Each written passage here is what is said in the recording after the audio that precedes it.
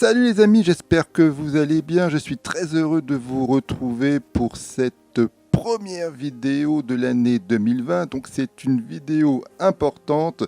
Tout d'abord, je vous souhaite une belle, excellente année et surtout la santé, bien évidemment. Et surtout que tous vos projets, que vous puissiez les réussir. Et bien justement, mon projet, c'est de réussir cette vidéo top.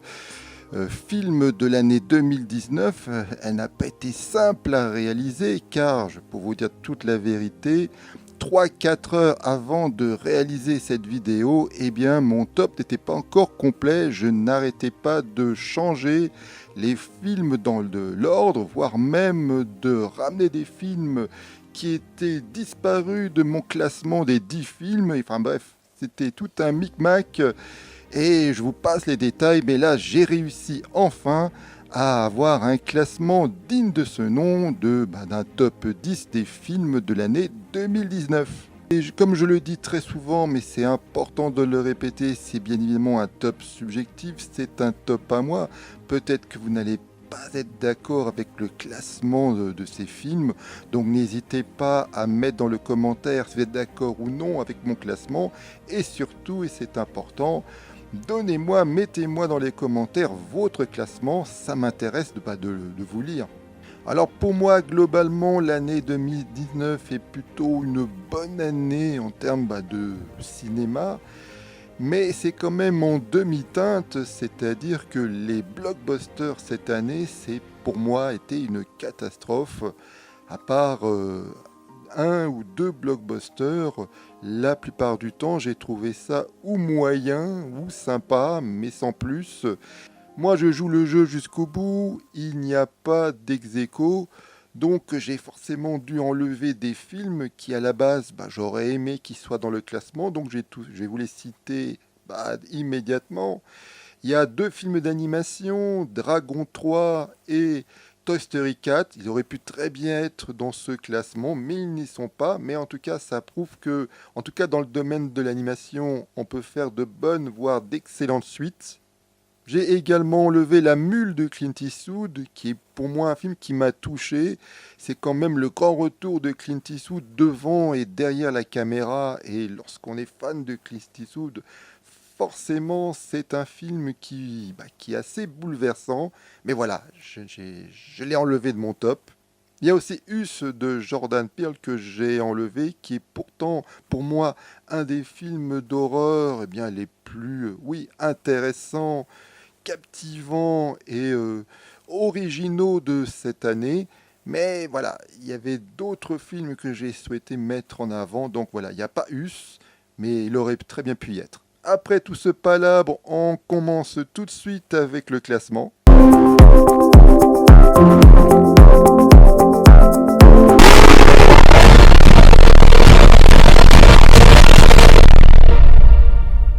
Comment faut-il vous appeler, monsieur? Prénom, Mister. Non.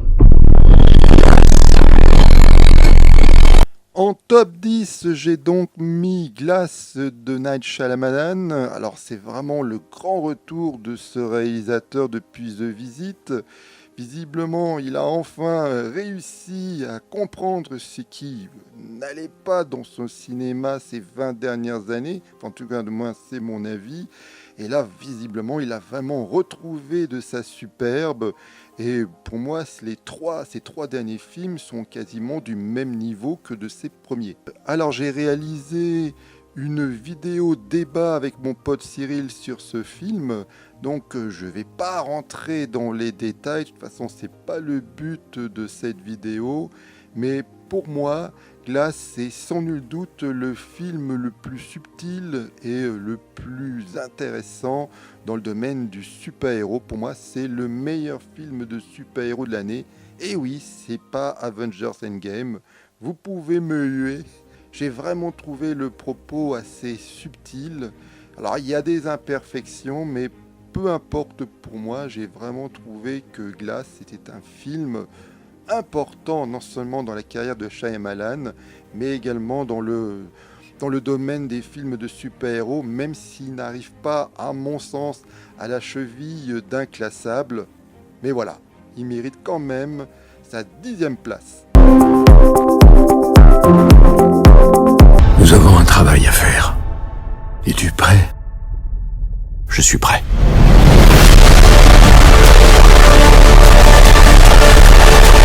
En 9e position, j'ai mis Ad Astra de James Gray.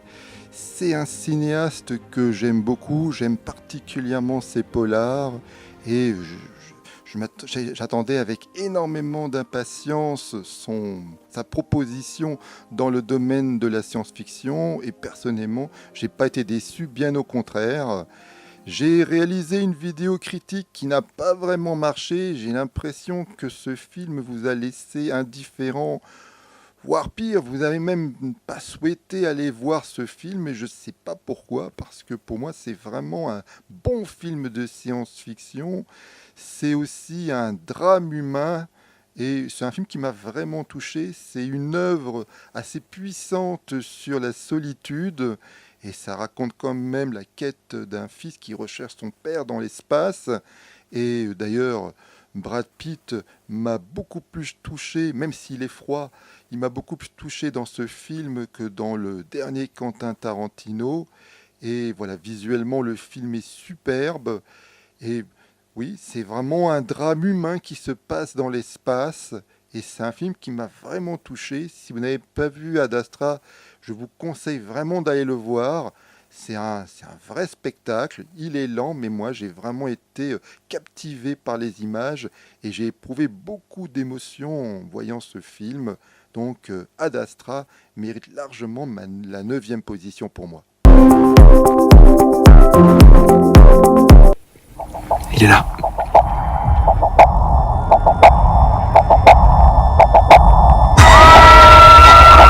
En 8e position, j'ai mis le film français Le Chant du Loup et je suis vraiment très content qu'il y ait un film français dans mon classement enfin. Là encore, j'ai réalisé une vidéo débat-analyse avec mon pote Cyril sur ce film, donc j'ai vraiment pas rentré dans les détails parce qu'on est vraiment allé à fond dedans.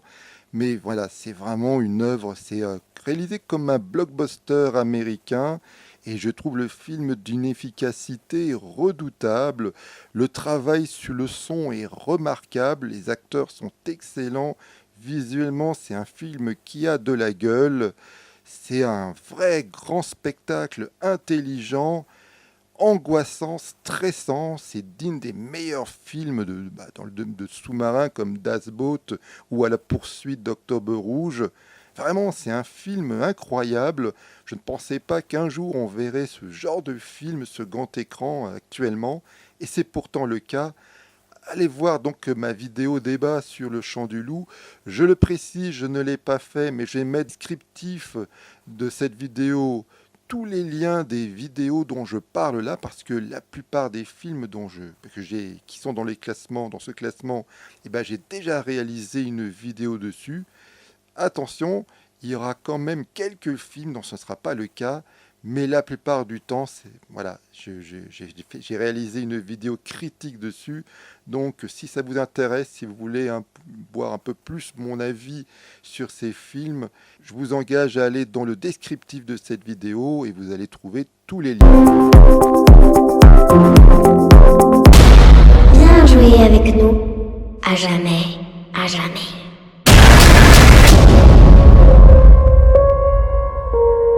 En 7e position, c'est Dr. Sleep de Mike Flanagan. Alors là aussi, j'ai réalisé une vidéo critique que j'ai d'ailleurs intitulée Spécial Stephen King, puisque je parle également de sa numéro 2 dans cette vidéo. Et Dr. Sleep, c'est un film que j'ai trouvé tout simplement excellent. Non seulement ce film, c'est une suite au Shining de Stanley Kubrick, c'est bien évidemment une adaptation que je trouve assez excellente du roman de Stephen King et il reprend également quelques éléments du livre Shining. Et tout ça, vous allez me dire, est-ce qu'il va y avoir une certaine cohérence dedans? Eh bien oui, c'est ça, c'est là pour moi le miracle, c'est que tout est cohérent et que vous soyez un fan du film de Stanley Kubrick ou que vous soyez un fan de Stephen King, puisque vous savez que Stephen King n'aimait pas la version de Stanley Kubrick, Shining, eh bien vous allez, à mon avis, vous y retrouver, et c'est là où c'est incroyable. Donc c'est un film qui m'a vraiment bluffé, et j'ai vraiment beaucoup aimé Dr. Sleep, donc ça mérite vraiment qu'il soit dans ce top. Alors comme je l'ai dit, cette année, les blockbusters pour moi c'était un peu la catastrophe. Et donc il n'y a qu'un seul blockbuster dans ce top, c'est... Vous m'avez sous-estimé.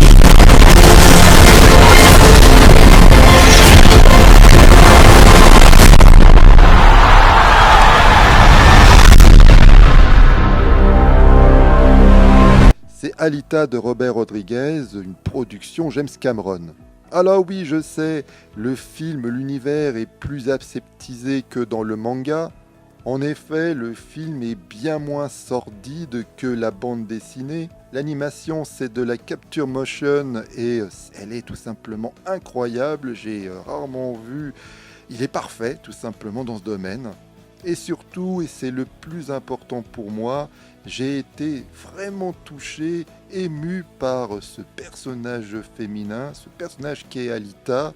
Et pour moi, c'est un personnage que je mets au même niveau, par exemple, qu'un Ripley dans Alien. C'est vraiment, pour moi, un personnage féminin important dans le domaine de la science-fiction. Et je rêverais de voir un Alita 2, il faut qu'il y ait une suite. Malheureusement, le film n'a pas cartonné, mais merde quoi, il faut qu'il y ait une suite. J'aimerais vraiment revoir une Alita sur grand écran. Pitié, qu'il y ait une suite.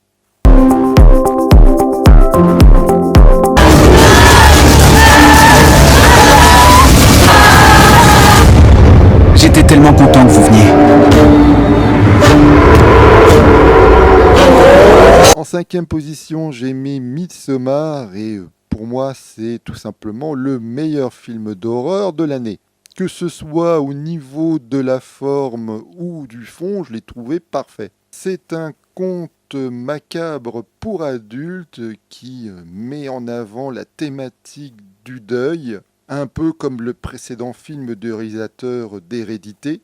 C'est une œuvre solaire car tout se passe quasiment en plein jour et dans le domaine de l'horreur, c'est plutôt rare.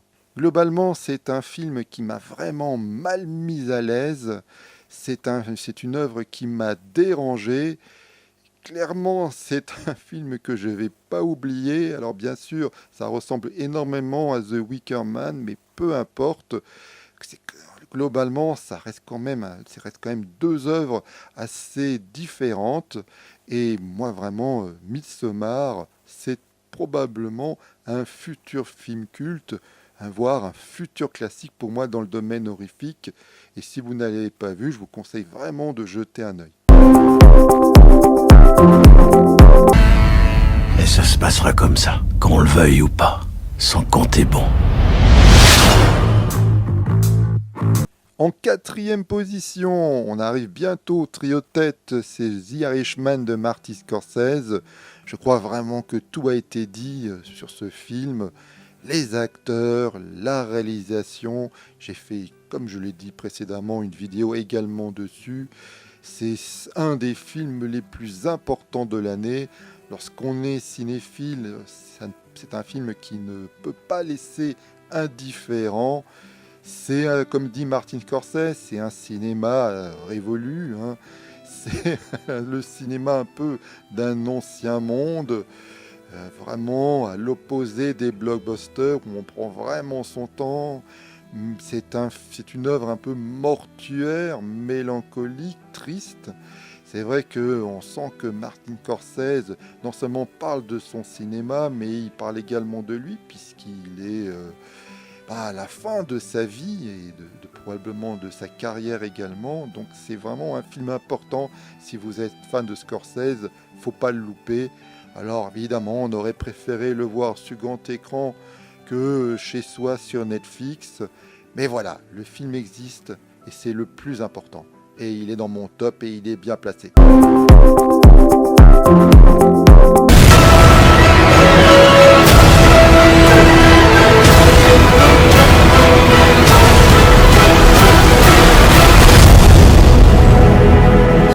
troisième position, c'est Joker. Là non plus, je ne vais pas rentrer dans les détails puisque j'ai réalisé une vidéo débat-analyse dessus.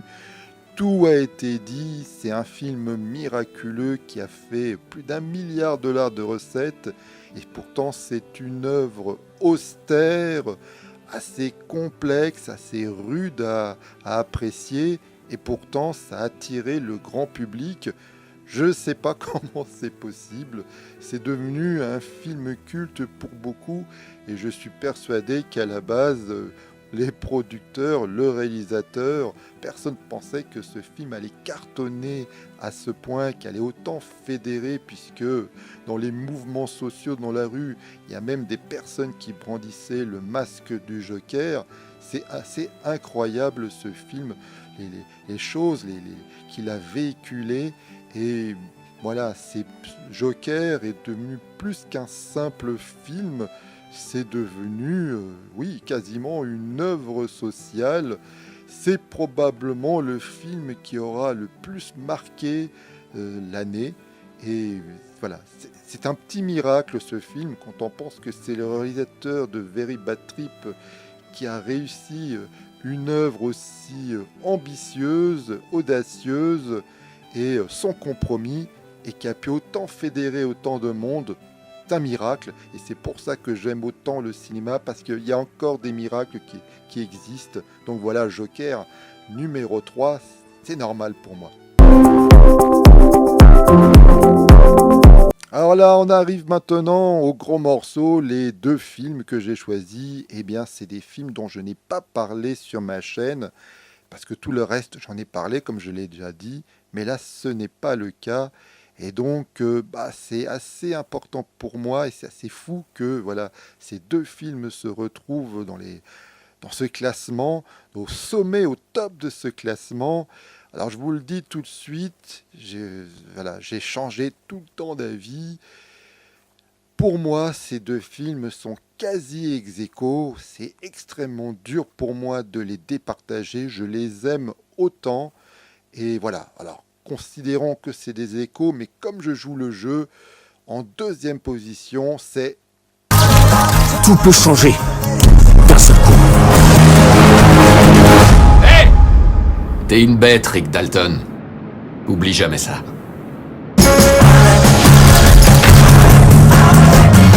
Once Upon a Time in Hollywood, le dernier film de Quentin Tarantino. Là encore, tout a été dit, mais malheureusement, j'ai pas pu faire une vidéo critique sur ce film par manque de temps. Mais voilà, c'est une œuvre extrêmement importante. Pour moi, c'est peut-être un de mes Quentin Tarantino préférés avec Kill Bill et surtout Reservoir Dogs, qui pour moi sont chefs-d'œuvre. C'est un film qui n'est pas facile d'accès, mais moi, voilà, j'ai vraiment marché avec ce film. Je partage un peu comme Quentin Tarantino cette mélancolie sur ce cinéma, là encore, qui n'existe plus. Comme Quentin Tarantino, j'aurais bien aimé vivre les années 60. En termes de mise en scène, je trouve que c'est peut-être le film de Quentin Tarantino le plus travaillé. En tout cas, c'est le film qui m'a le plus ébloui dans ce domaine. Notamment ces scènes où on voit la caméra qui suit Brad Pitt dans sa bagnole, qui traverse Los Angeles dans la nuit. La scène, les séquences sont tout simplement sublimes. Là encore, tout le monde le sait, Quentin Tarantino est un excellent directeur d'acteurs et les acteurs sont formidables. La fin est tout simplement incroyable. On retrouve l'aspect ultra violent des films de Quentin Tarantino. Il n'a pas pu s'en empêcher et c'est la fin où vraiment la violence explose. Et pourtant, c'est pas ce que l'on retient, puisque les 2-3 dernières minutes sont tout simplement magnifiques. Là encore, le réalisateur de Jackie Brown n'hésite pas à déformer la réalité pour s'intégrer dans sa diégétique, dans son cinéma. Et donc pour lui, il est vrai que voilà, pour lui la réalité probablement c'est quelque chose de triste, de dur, d'injuste. Et le cinéma, c'est quelque chose de plus beau, de plus magnifique.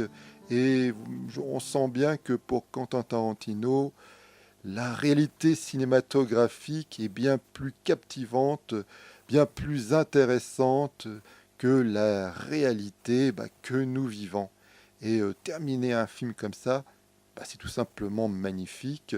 Et ce qui explique le titre, c'est pas du tout une œuvre réaliste, mais un conte de fées pour adultes. Et numéro 1, à votre avis, c'est quel film? Bravo pour ceux qui l'ont trouvé.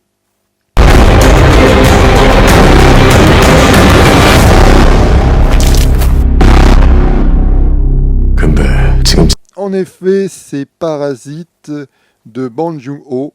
Je désespérais un jour de retrouver un film, une palme d'or, un jour dans mon top, parce que ma chaîne c'est Geek in World, donc mon top concerne bien évidemment le cinéma de genre exclusivement. Et là, enfin, depuis Pulp Fiction, il y a enfin une palme d'or qui peut rentrer dans mon top. Et c'est un film coréen d'un cinéaste que j'adore. Je sais que le mot chef-d'œuvre est galvaudé, mais je pense que c'est le cas pour Parasite. On peut vraiment parler de film parfait, de chef-d'œuvre. Que ce soit au niveau de la forme ou du fond, pour moi vraiment tout est parfait. En termes de mise en scène, notamment la gestion de l'espace, elle est d'une efficacité redoutable. Alors bien sûr, il y a la métaphore, les riches habitent en haut de la colline et les pauvres habitent en bas. Et la mise en scène n'arrête pas de jouer là-dessus. On voit les personnages qui montent et qui descendent. Parasite, c'est quasiment un huis clos. Ça se passe dans la demeure des riches et c'est assez incroyable en termes de mise en scène. Là encore, elle est tellement bien réalisée que carrément, on sait exactement où se trouvent toutes les pièces de cette maison. Ce cinéaste coréen a un talent fou pour mélanger les genres dans son cinéma, et bien évidemment il le fait dans Parasite encore. Le film débute comme une simple comédie satirique assez méchante qui ressemble beaucoup à mon sens aux comédies italiennes des années 70. Peu à peu, ça se transforme en comédie d'humour noir assez macabre avec pas mal de mordants, pour ensuite glisser peu à peu vers le thriller horrifique, glauque et angoissant.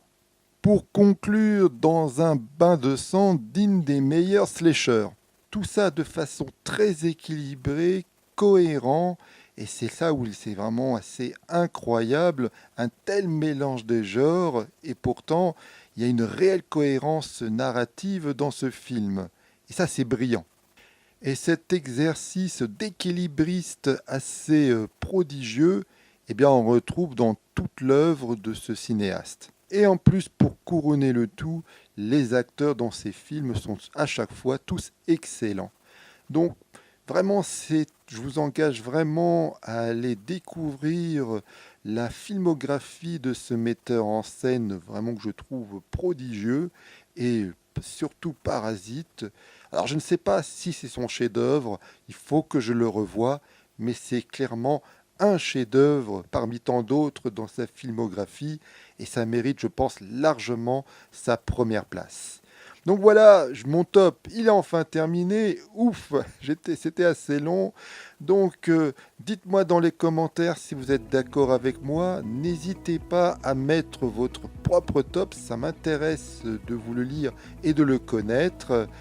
Likez la vidéo si vous appréciez mon travail dans sa globalité. Partagez la vidéo, c'est bon pour le référencement et le partage, c'est la vie. Si vous appréciez la culture geek dans sa globalité, abonnez-vous à ma chaîne si ce n'est déjà fait, puisque je parle exclusivement de ça. Et ma prochaine vidéo, alors je ne sais pas si elle va sortir la semaine prochaine, ce sera un débat analyse de la décennie 2010, évidemment au niveau cinéma de genre. Donc si tout ça vous intéresse, je vous le dis, abonnez-vous et activez la notification, la cloche qui se trouve en bas de l'écran, comme ça, lorsque ma vidéo va sortir, eh bien vous allez recevoir une notification. En tout cas, je vous remercie d'avoir regardé cette vidéo jusqu'au bout et je vous dis à une prochaine fois. Allez, bye!